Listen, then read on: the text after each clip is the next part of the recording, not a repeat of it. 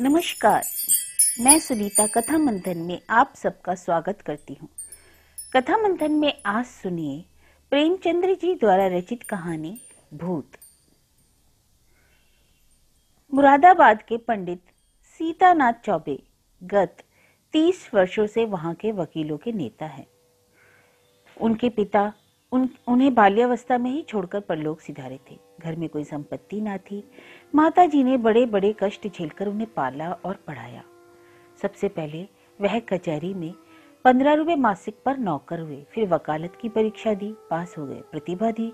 2 ही 4 वर्षों में वकालत भी चमक उठी। जब माता का स्वर्गवास हुआ तब पुत्र का शुमार जिले के गणमान्य व्यक्तियों में हो गया था। उनकी आमदनी 1000 रुपए से कम न थी। एक विशाल भवन भी बनवा लिया था, कुछ जमींदारी भी ले ली थी, कुछ रुपए बैंक में रख दिए थे और कुछ लेन देन में। इस समृद्धि पर चारों पुत्रों का होना उनके भाग्य को आदर्श बनाए हुए था। चारों लड़के भिन्न भिन्न दर्जों में पढ़ते थे, मगर यह कहना कि सारी विभूति चौबे जी के अनवरत परिश्रम का फल थी, उनकी पत्नी मंगला देवी के साथ अन्याय करना है। मंगला बड़ी सरल, गृह कार्य में दक्ष और पैसे का काम धेले में चलाने वाली स्त्री थी। जब तक अपना घर ना बन गया, उसने 3 रुपए से अधिक मकान किराए पर नहीं लिया और रसोई के लिए मिश्राइन तो उसने अब तक न रखी थी। उसे अगर कोई व्यसन था तो गहनों का, और चौबे जी को अगर कोई व्यसन था तो स्त्री को गहने पहनाने का। वह सच्चे पत्नी परायण मनुष्य थे। साधारणतः महफिलों में वैश्याओं से हंसी मजाक कर लेना उतना बुरा नहीं समझा जाता, पर पंडित जी अपने जीवन में कभी नाच गाने की महफिल में भी नहीं गए। 5 बजे तड़के से लेकर 12 बजे रात तक उनका व्यसन मनोरंजन, पढ़ना लिखना, अनुशीलन, जो कुछ था कानून था। न उन्हें राजनीति से प्रेम था और न जाति सेवा से। ये सभी काम उन्हें व्यर्थ से जान पड़ते थे। उनके विचार में अगर कोई काम करने लायक था तो बस कचहरी जाना, बहस करना, रुपए जमा करना और भोजन करके सो रहना। जैसे वेदांतों के ब्रह्म के अतिरिक्त जगत मिथ्या जान पड़ता है, वैसे ही चौबे जी को कानून के सिवा सारा संसार मिथ्या प्रतीत होता था। सब माया थी, एक कानून ही सत्य था। चौबे जी के मुख चंद्र से में केवल एक ही कला की कमी थी, उनके कोई कन्या ना थी। पहलौठी कन्या के बाद फिर कन्या हुई ही नहीं और ना अब होने की आशा ही थी। स्त्री और पुरुष दोनों उस कन्या को याद करके रोया करते थे। लड़कियां बचपन में लड़कों से ज्यादा चोचले करती है। उन चोचलों के लिए दोनों प्राणी विकल रहते। माँ सोचती लड़की होती तो उसके लिए गहने बनवाती, उसके बाल गूंथती। लड़की पैजनियां पहने ठुमक ठुमक आंगन में चलती तो कितना आनंद आता। चौबे सोचते कन्यादान के बिना मोक्ष कैसे होगा। कन्यादान महादान है, जिसने वह दान ना किया उसका जन्म ही वृथा है। आखिर यह लालसा इतनी प्रबल हुई कि मंगला ने अपनी छोटी बहन को बुलाकर कन्या की भांति पालने का निश्चय किया। उसके माँ बाप निर्धन थे, तुरंत ही राजी हो गए। यह बालिका मंगला की सौतेली माँ की कन्या थी, बड़ी सुंदर और बड़ी चंचल। नाम था बिन्नी। चौबे जी का घर उसके आने से खिल उठा। 2-4 ही दिनों में लड़की अपने माँ बाप को भूल गई। उसकी उम्र तो केवल 4 वर्ष की थी, पर उसे खेलने की अपेक्षा कुछ काम करना ज्यादा अच्छा लगता। मंगला रसोई बनाने जाती तो बिन्नी भी उसके पीछे पीछे जाती। उससे आटा गूंदने के लिए झगड़ा करती। तरकारी काटने में उसे बड़ा मजा आता। जब तक वकील साहब घर पर रहते तब तक वह उनके साथ दीवान खाने में बैठी रहती। कभी किताब उलटती, कभी दवात कलम से खेलती। चौबे जी मुस्कुराकर कहते, बेटी मार खाओगी। बिन्नी कहती, तुम मार खाओगे, मैं तुम्हारे कान काट लूंगी, जूजू को बुलाकर पकड़ा दूंगी। इस पर दीवान खाने में खूब कह कह उड़ते। वकील साहब का भी कहते, इतने बाल्य वत्सल ना थे। जब बाहर से आते तो कुछ ना कुछ सौगात बिन्नी के वास्ते जरूर लाते और घर में कदम रखते ही पुकारते, बिन्नी बेटी चलो, और बिन्नी दौड़ती हुई आकर उनकी गोद में बैठ जाती। मंगला एक दिन बिन्नी के लिए बैठी थी कि इतने में पंडित जी आ गए। बिन्नी दौड़कर उनकी गोद में जा बैठी। पंडित जी ने पूछा, तू किसकी बेटी है? ना बताऊंगी। मंगला, कह देना बेटा जीजी की बेटी हूँ। पंडित, तू मेरी बेटी है बिन्नी की, इनकी नहीं। ना बताऊंगी। अच्छा, हम आंख बंद किए बैठे हैं, बिन्नी जिसकी बेटी होगी उसी की गोद में बैठ जाएगी। बिन्नी उठी और फिर चौबे जी की गोद में बैठ गई। पंडित, मेरी बेटी है, मेरी बेटी, अब ना कहना कि ये मेरी बेटी है। मंगला, अच्छा जाओ बिन्नी, अब तुम्हें मिठाई ना दूंगी, गुड़िया भी ना दूंगी, भैया जी मंगवा देंगे, तुम्हें ना दूंगी। वकील साहब ने हंसकर बिन्नी को छाती लगा लिया और गोद में लिए हुए बाहर चले गए। वह अपने इष्ट मित्रों को भी इस बाल क्रीड़ा का रसवादन करवाना चाहते थे। आज से जो कोई बिन्नी से पूछता कि तू किसकी बेटी है, तो बिन्नी चट कह देती भैया जी की। एक बार बिन्नी का बाप आकर उसे अपने साथ ले गया। बिन्नी ने रो रो कर दुनिया सिर पर उठा ली। इधर चौबे जी का भी दिन काटना कठिन हो गया और 1 महीना भी न गुजरने पाया था कि वह फिर ससुराल गए और बिन्नी को लिवा लाए। बिन्नी अपने माता और पिता को भूल ही गई। अब चौबे जी को अपना बाप और मंगला को अपनी माँ समझने लगी। जिन्होंने उसे जन्म दिया था वे तो अब उसके लिए गैर ही हो गए थे। कई साल गुजर गए। वकील साहब के बेटों के विवाह हुए। उनमें से 2 अपने बाल बच्चों को लेकर अन्य जिलों में वकालत करने चले गए। 2 कॉलेज में पढ़ते थे। बिन्नी भी कली से फूल हो गई। ऐसी रूप गुणशील वाली बालिका बिरादरी में न थी। पढ़ने लिखने में चतुर, घर के काम धंधों में कुशल, बूटे कसीदे और सीने पिरोने में दक्ष, पाक कला में निपुण, मधुर भाषिनी, लज्जाशीला, अनुपम रूप की राशि बिन्नी। अंधेरे घर में उसके सौंदर्य की दिव्य ज्योति से उजाला होता था। चौबे जी ने बिन्नी के लिए सुयोग्य वर खोजना शुरू किया। लड़कों की शादियों में दिल का अरमान निकाल चुके थे। अब कन्या के विवाह में हौसले पूरे करना चाहते थे। धन लुटाकर कीर्ति पा चुके थे। अब दान दहेज के नाम कमाने की लालसा थी। बेटे का विवाह कर लेना आसान है, पर कन्या के विवाह में आबरू निभा ले जाना कठिन। नौका पर सभी यात्री करते हैं, जो तैरकर नदी पार कर ले वही प्रशंसा का अधिकारी है। धन की कमी तो थी नहीं। अच्छा घर और सुयोग्य वर मिल भी गया। जन्मपत्री मिल गई, बनावट बन गया, फलदान और तिलक की रस्में भी अदा कर दी गईं।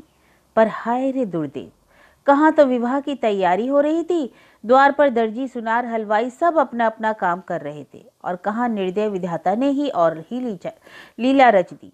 विवाह के 1 सप्ताह पहले मंगला अनायास ही बीमार पड़ी। 3 ही दिन में अपने सारे अरमान लिए हुए परलोक सिधार गई। संध्या हो गई थी। मंगला चारपाई पर पड़ी हुई थी। बेटे, बहुए, पोते, पोतियां सब चारपाई को चारों ओर से घेरे खड़े थे। बिन्नी पैताने बैठी मंगला के पैर दबा रही थी। मृत्यु के समय ही भयंकर निस्तब्धता छाई हुई थी। कोई किसी से ना बोलता था। दिल में सब समझ रहे थे कि क्या होने वाला है, केवल चौबे जी वहां नहीं थे। सहसा मंगला ने इधर उधर इच्छापूर्ण दृष्टि से देखकर कहा, जरा उन्हें बुला दो। कहाँ हैं? पंडित जी अपने कमरे में बैठे रो रहे थे। संदेश पाते ही आंसू पहुंचते हुए घर में आए और बड़े धैर्य के साथ मंगला के सामने हो गए। डर रहे थे कि मेरी आंखों से आंसू की एक बूंद निकली तो घर में हाहाकार मच जाएगा। मंगला, एक बात पूछती हूँ, बुरा ना मानना, बिन्नी तुम्हारी कौन है? पंडित जी, बिन्नी कौन है? बिन्नी मेरी बेटी है, और कौन? मंगला, हाँ, मैं तुम्हारे मुंह से यही सुनना चाहती थी। उसे सदा अपनी बेटी समझते रहना। उसके विवाह के लिए मैंने जो जो तैयारियां की थी उनमें से कुछ काट छाट मत करना। अरे तुम इसकी चिंता ना करो, ईश्वर ने चाहा तो उससे कुछ ज्यादा ही धूमधाम से विवाह होगा। मंगला, उसे हमेशा बुलाते रहना, तीज त्योहार में कभी मत भूलना। इन बातों की मुझे याद दिलाने की जरूरत नहीं। मंगला ने कुछ सोचकर फिर कहा, अच्छा इसी साल विवाह कर देना। इस साल कैसे होगा? यह फागुन का महीना है, जेठ तक लगन है। हो सकेगा तो इसी साल कर दूंगा। हो सकने की बात नहीं, जरूर कर देना। कर दूंगा। इसके बाद गोदान की तैयारी होने लगी। बुढ़ापे में पत्नी का मरना बरसात में घर गिरना है, फिर उसके बनने की आशा नहीं होती। मंगला की मृत्यु से पंडित जी का जीवन अनियमित और विशृंखल सा हो गया। लोगों से मिलना जुलना छूट गया। कई कई दिन कचहरी ही न जाते, और जाते भी तो बड़े आग्रह से। भोजन से अरुचि हो गई। विंध्येश्वरी उनकी दशा देखकर दिल में कुड़ती और यथा योग्य उनका दिल बहलाने की चेष्टा किया करती। वह अपने पुराणों की कथाएं पढ़कर सुनाती, उनके लिए तरह तरह की भोजन सामग्री पकाती और उन्हें आग्रह अनुरोध के साथ खिलाती। और जब तक वह न खा लेते आप कुछ न खाती। गर्मी के दिन थे, रात को बड़ी देर तक उनके पैताने बैठी पंखा झला करती, और जब तक सो न जाते तब तक आप ही सोने न जाती। जरा सा भी सिर दर्द का शिकायत करते तो तुरंत सिर में तेल डालती। यहाँ तक कि रात को भी जब उन्हें प्यास लगती तो वह खुद दौड़कर आती और उन्हें पानी पिलाती। धीरे धीरे चौबे जी के हृदय में मंगला केवल एक सुख की स्मृति बनकर रह गई। एक दिन चौबे जी ने बिन्नी को मंगला के सारे गहने दे दिए। मंगला का यह अंतिम आदेश था। बिन्नी फूली न समाई। उसने उस दिन खूब बनाव श्रृंगार किया। जब संध्या के समय पंडित जी कचहरी से आए तो वह गहनों से लदी हुई उनके सामने कुछ लजाती हुई मुस्कुराती हुई जाकर खड़ी हो गई। पंडित जी ने सतृष्ण नेत्रों से देखा। विंदेश्वरी के प्रति अब उनके मन में एक नया भाव अंकुरित हो रहा था। मंगला जब तक जीवित थी वह उनसे पिता पुत्री के भाव को सजग और पुष्ट कराती रहती थी। अब मंगला न थी, अतएव यह भाव दिन दिन शिथिल होता जा गया। मंगला के सामने बिन्नी एक बालिका थी और मंगला की अनुपस्थिति में वह एक रूपवती युवती। लेकिन सरल हृदय बिन्नी को इसकी रत्ती भर भी खबर न थी। भैया के भावों में क्या परिवर्तन हो रहा है, वह तो उसके लिए वही पिता के तुल्य भैया थे। नारी चरित्र में अवस्था के साथ मातृत्व का भाव दृढ़ होता जाता है। यहाँ तक कि एक समय ऐसा आता है जब नारी की दृष्टि में युवक मात्र पुत्र तुल्य हो जाते हैं। उसके मन में विषय वासना का लेश भी नहीं रह जाता। किंतु पुरुषों में यह अवस्था कभी नहीं आती। उनकी कामेंद्रियां क्रियाहीन भले ही हो जाएं, पर विषय वासना संभवतः और भी बलिवत हो जाता है। पुरुष वासनाओं से कभी मुक्त नहीं हो पाता, बल्कि ज्यों-ज्यों अवस्था ढलती है त्यों-त्यों ग्रीष्म ऋतु के अंतिम काल की भांति उसकी वासना की गर्मी भी प्रचंड होती जाती है। वह तृप्ति के लिए नीच साधनों का सहारा लेने को भी प्रस्तुत हो जाता है। जवानी में मनुष्य इतना नहीं गिरता। उसके चरित्र में गर्व की मात्रा अधिक रहती है, जो नीच साधनों से घृणा करती है। वह किसी के घर में घुसने के लिए जबरदस्ती कर सकता है, किंतु परनाले के रास्ते से तो नहीं आ सकता। पंडित जी ने बिन्नी को सतृष्ण नेत्रों से देखा और फिर अपनी इस उच्छृंखलता पर लज्जित होकर आंखें नीची कर ली। बिन्नी इसका कुछ मतलब न समझ सकी। पंडित जी बोले, तुम्हें देखकर मुझे बंगला की उस समय की सूरत याद आ गई जब वह विवाह के समय यहाँ आई थी। बिल्कुल ऐसी ही सूरत थी। यही गोरा रंग, यही प्रसन्न मुख, यही कोमल गाल और यही लजीली आंखें। वह चित्र अभी तक हृदय पट पर खिंचा हुआ है और कभी नहीं मिट सकता। और ईश्वर ने तुम्हारे रूप में मेरी मंगला मुझे फिर से दे दी। बिन्नी, आपके लिए क्या जलपान लाऊं? ले आना, अभी तो बैठो, मैं बहुत दुखी हूँ। तुमने मेरे शोक को भुला दिया है। वास्तव में तुमने मुझे जिला दिया, नहीं तो मुझे आशा ही नहीं थी कि मंगला के पीछे मैं जीवित रहूंगा। तुमने तो प्राणदान दिया। नहीं जानता तुम्हारे चले जाने पर मेरी क्या दशा होगी। बिन्नी, कहाँ चले जाने के बाद? मैं तो कहीं नहीं जा रही। क्यों, तुम्हारे विवाह की तिथि आ रही है, चली नहीं जाओगी? अरे ऐसी भी क्या जल्दी है? पंडित जी, जल्दी क्यों नहीं, जमाना हंसेगा। बिन्नी, हंसने दीजिए, मैं यहीं आपकी सेवा करती रहूंगी। नहीं बिन्नी, मेरे लिए तुम क्यों हलकान होगी? मैं अभागा हूँ। जब तक जिंदगी है जीऊंगा, चाहे रोकर चाहे हंसकर। तुमने इतने दिनों संभाल लिया, यही क्या कम एहसान है? मैं यह जानता हूँ कि तुम्हारे जाने के बाद कोई मेरी खबर लेने वाला नहीं रहेगा। यह घर तहस नहस हो जाएगा और मुझे घर छोड़कर भागना पड़ेगा। पर क्या किया जाए, लाचारी है। तुम्हारे बिना अब मैं यहाँ क्षण भर भी ना रह सकता हूँ। मंगला की खाली जगह तो तुमने पूरी की, अब तुम्हारा स्थान कौन पूरा करेगा? बिन्नी, क्या इस साल रुक नहीं सकता? मैं इस दशा में आपको छोड़कर न जाऊंगी। अपने बस की बात तो नहीं। वे लोग अगर आग्रह करेंगे तो मजबूर होकर करना ही पड़ेगा। बिन्नी, बहुत जल्दी मचाए तो आप कह दीजिए अब नहीं करेंगे। उन लोगों के जी में जो आए, यहाँ कोई उनका दबैल बैठा हुआ है? वे लोग तो अभी से आग्रह कर रहे हैं, आप फटकार क्यों नहीं देते? करना तो है, फिर विलंब क्यों करूं? यह दुख और वियोग तो एक दिन होना ही है। अपनी विपत्ति के भार तुम्हारे सिर क्यों रखूं? सुख दुख में मैं ना काम आऊंगी तो किस दिन काम आऊंगी? पंडित जी के मन में कई दिन से घोर संग्राम चल रहा था। वह अब बिन्नी को पिता की दृष्टि से न देख सकते थे। बिन्नी अब मंगला की बहन और उनकी साली थी। जमाना हंसे तो हंसे, जिंदगी तो आनंद से गुजरेगी। उनकी भावनाएं कभी इतनी उल्लासमय नहीं थी। उन्हें अपने अंगों में फिर से जवानी की स्फूर्ति का अनुभव हो रहा था। वह सोचते, बिन्नू को मैं अपनी पुत्री समझता था, पर वह मेरी पुत्री तो नहीं है। इस तरह समझने से क्या होता है? कौन जाने ईश्वर को यही मंजूर हो, नहीं तो बिन्नी क्यों आती यहाँ? उसने इसी बहाने से यह संयोग निश्चित कर दिया था। उसकी लीला तो अपरंपार है। पंडित जी ने वर के पिता को सूचना दे दी कि कुछ विशेष कारणों से इस साल विवाह नहीं हो सकता। विंदेश्वरी को अब तक कुछ खबर ना थी कि मेरे लिए क्या क्या षड्यंत्र रचे जा रहे हैं। वह खुश थी कि मैं भैया जी की सेवा कर रही हूँ और भैया जी मुझसे प्रसन्न हैं। बहन का इन्हें बड़ा दुख है, मैं न रहूंगी तो कहाँ चले जाएंगे, कौन जाने साधु सन्यासी ना हो जाए। वह पंडित जी का मन बहलाने के लिए निरंतर प्रयत्न करती, उन्हें कभी मनमाने न बैठने देती। पंडित जी का मन अब कचहरी में न लगता था, घंटे 2 घंटे में चले आते। युवकों के प्रेम में विफलता होती है और वृद्धों के प्रेम में श्रद्धा। मंगला को मरे अभी 3 महीने न गुजरे थे कि चौबे जी ससुराल पहुंचे। सास ने मुंह मांग मुराद पाई गई। उसके 2 पुत्र थे, घर में पूंजी न थी, उनके पालन और शिक्षा के लिए कोई ठिकाना नजर न आता था। मंगला मर चुकी थी, लड़की का ज्यों ही विवाह हो जाएगा वह भी अपने घर की हो जाएगी, फिर चौबे जी से कैसा नाता। वह इसी चिंता में पड़ी हुई थी कि चौबे जी पहुंचे, मानव देवता स्वयं वरदान देने आए हों। जब चौबे जी भोजन करके लेटे तो सास ने कहा, भैया कहीं बातचीत हुई। पंडित, अम्मा मेरे विवाह की बातचीत क्या होगी। क्यों भैया, अभी तुम्हारी उम्र ही क्या है। करना भी चाहूं तो बदनामी की डर से कर नहीं सकता, फिर मुझे पूछता ही कौन है। पूछने को तो हजारों है, दूर क्यों जाओ, अपने घर में ही तो लड़की बैठी है। सुना है तुमने मंगला के सब गहने बिन्नी को दे दिए। कहीं और विवाह हुआ तो ये कई हजार की चीजें तुम्हारे हाथों से निकल जाएंगी। उससे अच्छा है, तुमसे अच्छा घर मैं और कहां पाऊंगी।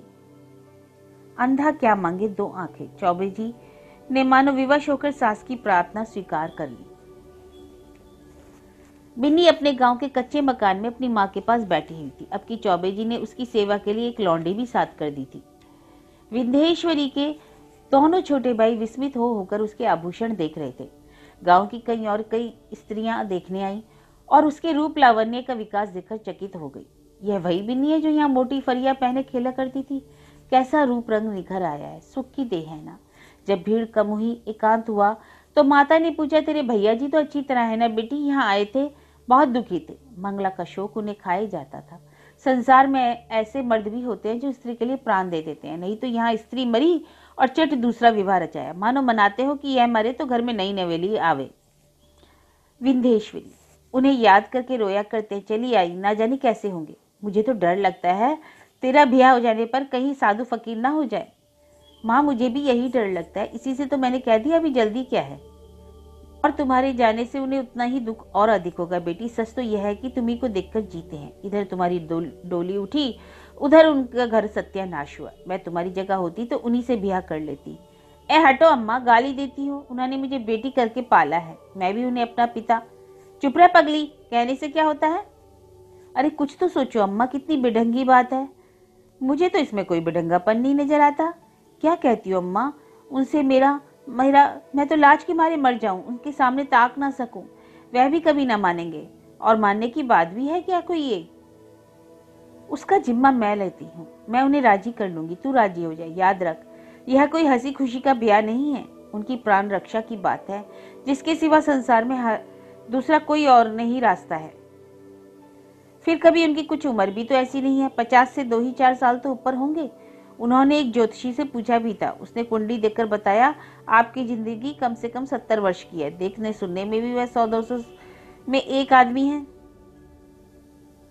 बातचीत में चतुर माता ने कुछ ऐसा शब्द भी रचा कि सरल बालिका उसमें से निकल ही ना पाई। माता जानती थी कि प्रलोभन का जादू इस पर ना चलेगा। धन का, आभूषणों का, कुल सम्मान का, सुखमय जीवन का उससे जिक्र तक न किया। उसने केवल चौबे जी की दयनीय दशा पर जोर दिया। अंत में विंध्येश्वरी ने कहा, अम्मा मैं जानती हूँ कि मेरे ना रहने से उनको बड़ा दुख होगा, और यह भी जानती हूँ कि मेरे जीवन में सुख नहीं लिखा। अच्छा, उनके हित के लिए मैं अपना जीवन बलिदान कर दूंगी। ईश्वर की यही इच्छा है तो यही सही। चौबे जी के घर में मंगलगान हो रहा था। विंध्येश्वरी आज वधू बनकर इस घर में आई है। कई वर्ष पहले वह चौबे जी की पुत्री बनकर आई थी। उसने कभी स्वप्न में भी ना सोचा था कि मैं एक दिन इस घर की स्वामिनी बनूंगी। चौबे जी की सज धज आज देखने योग्य थी। तंजेब का रंगीन कुर्ता, कतरी और सवरी हुई मूछे, हिजाब से चमकते हुए बाल, हंसता हुआ चेहरा, बड़ी आंखें, यौवन का पूरा स्वांग। रात बीत चुकी थी। विंध्येश्वरी आभूषणों से लदी भारी जोड़े पहने फर्श पर सिर झुकाए बैठी थी। जैसे कोई उत्कंठा ना थी, भय ना था, केवल यह संकोच था कि मैं उनके सामने कैसे मुंह खोलूंगी। जिनकी गोद में खेली हूँ, जिनके कंधों पर बैठी हूँ, उनकी पीठ पर सवार हुई हूँ, कैसे उन्हें मुंह दिखाऊंगी। मगर मैं पिछली बातें क्यों सोचूं। ईश्वर ने उन्हें प्रसन्न रखा है, प्रसन्न रखे, जिसके लिए मैंने पुत्री से पत्नी बनना स्वीकार किया, वह पूर्ण है, उनका जीवन आनंद में व्यतीत हो। इतने में चौबे जी आए। विंध्येश्वरी उठ खड़ी हुई। उसे इतनी लज्जा आई कि जी चाहा कहीं भाग जाए, खिड़की से नीचे कूद जाए। चौबे जी ने उसका हाथ पकड़ लिया और बोले, बिन्नी मुझसे डरती क्यों हो? बिन्नी कुछ ना बोली, मूर्ति की तरह खड़ी रही।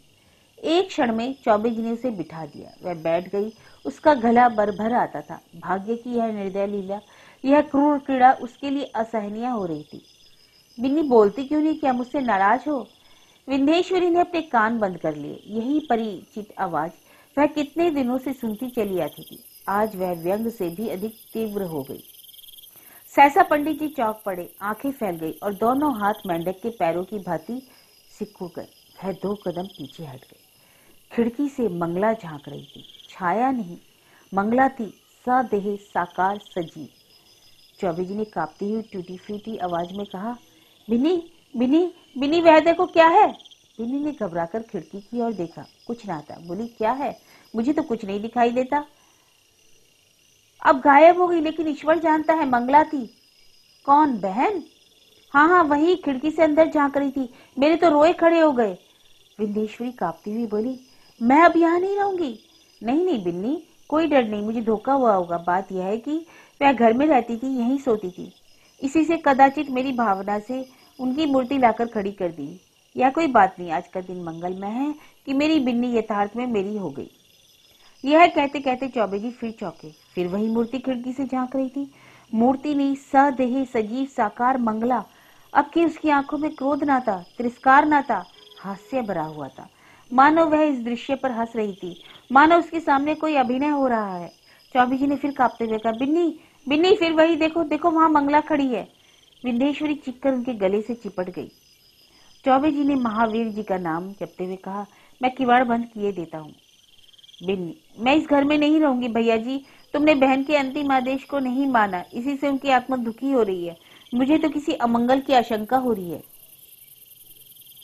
चौबे जी ने उठकर खिड़की के द्वार बंद कर दिए और कहा, मैं कल से दुर्गा पाठ कराऊंगा। आज तक ऐसी शंका नहीं हुई। तुमसे क्या कहूँ, मालूम होता है। खैर जाने दो उस बातों को। यहाँ बड़ी गर्मी पड़ रही है। अभी पानी गिरने को 2 महीने से कम नहीं है। हम लोग मंसूरी क्यों न चले?